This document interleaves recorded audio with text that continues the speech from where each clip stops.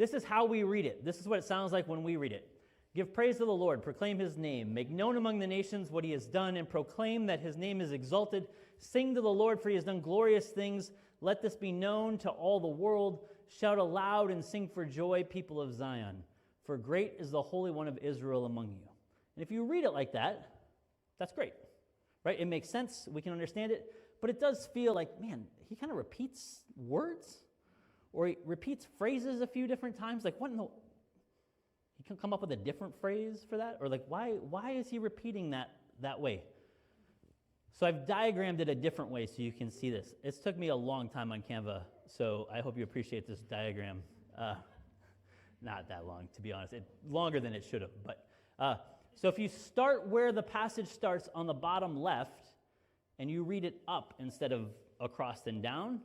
So give praise to the Lord, proclaim his name. This is a parallel statement to give praise to the Lord, right? It's the same thing, but different. And then he escalates it again. Make known to the nations what he's done. Again, it's exactly the same thing as give praise to the Lord. It's just stepped up a couple steps.